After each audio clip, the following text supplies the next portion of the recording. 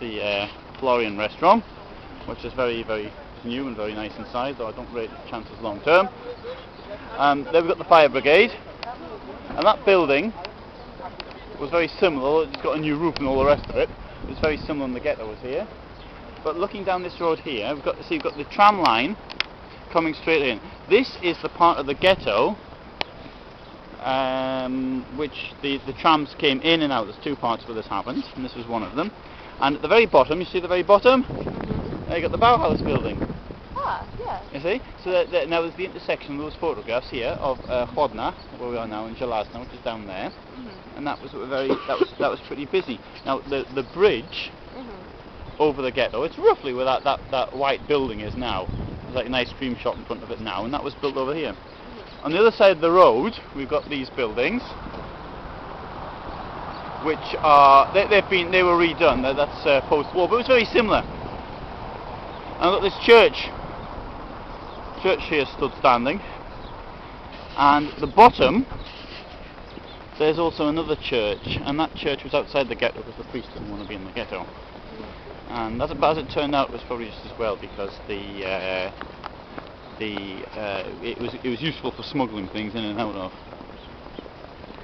So in many ways, we've got this is like the heart of former Jewish Warsaw, and then you've got the churches and all that. On the left-hand side, we've got the small ghetto, and there we have that's Ulica Krochmalna down there. That's where Janusz Korczak had his orphanage down there. We have that building there where I used to live. That's worth knowing. Yeah, absolutely. Yeah. And so we have the churches. The church is just is emptying out. So and here we have the tram lines. And there's a bit of in Yad Vashem in Israel. They've got a bit of they dug a bit of the road up and stuck it in there. But as you can see, the tram lines used to go down there, where the fire brigade is now.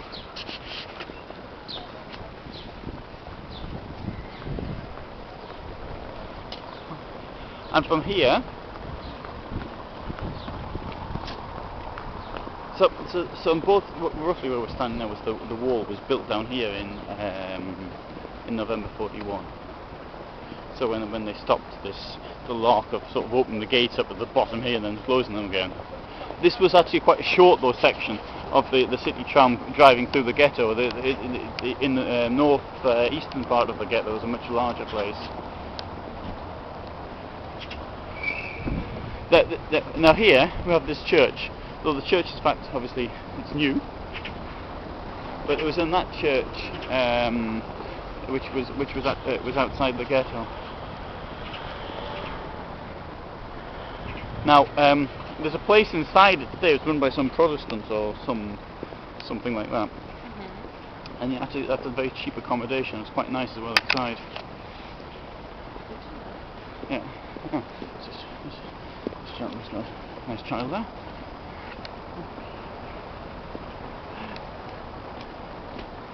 See, nothing today, obviously, to show what it was once. Now, Krochmalna, which is that street down there where Janusz Korczak had his orphanage. What's he doing? This person? Oh. Careful driver. That's what I like to see. Now that you see in literature from the 30s, it was a really dodgy area. You've got these descriptions of what life was like. It's Dickensian. And it was Dickensian in 1938, so before the war started it was really rough. I mean, what's it going to be like with the huge overcrowding, the no jobs? These are the things which people often forget. The ghetto's founded, there's no work for people to do. No work means no money. It means starvation. And so you've got 24% of the population of the ghetto actually die of starvation and starvation-related illnesses.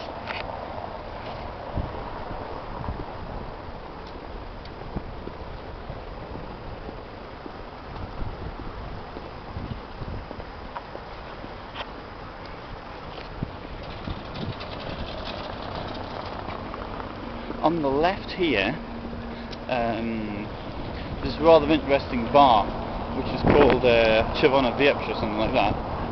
which is it's done up in a socialist style. It's very interesting. There's one of those in Africa. I think that's me. It looks quite well.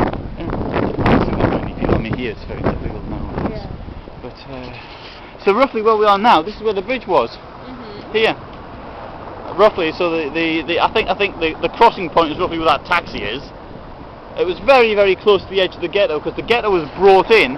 It was halfway down this street. But if you look down this street here, Quadna, which is further down there, you can see the buildings are the same as in the old photographs.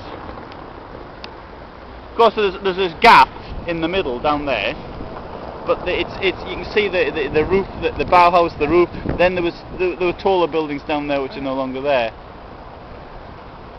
But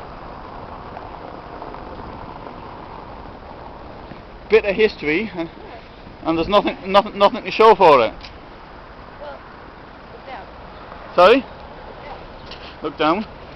Down. Oh, sorry. There is a bit of history. Yeah, it's written down there. Sorry. There's me saying things. This is what happens when you don't look at things. 1940-43. There you go. Actually, it's incorrect. No, it's not 1940. 1940 wasn't here. It should be 1941-43. In fact, even 43 wasn't. It was 1941-42 because 43 in the summer 42 was moved up further north. Never mind. They made an effort. That's all. That's all that counts. Saying that the ghetto existed from the 40s. Yeah, that's true. That's true. Well, I think it does say Moor Ghetto, but never mind. Right. It's Ghetto War. Yeah. At least they put something there. Well, this must be comparatively. This must be really new. I've never noticed it before. But then again, I didn't notice it now. So that proves nothing. Oh no, it's called Podchevonem Viepchem.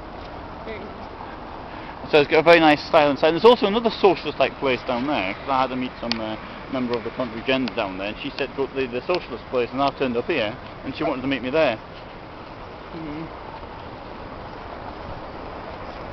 Anyway, so there we have it.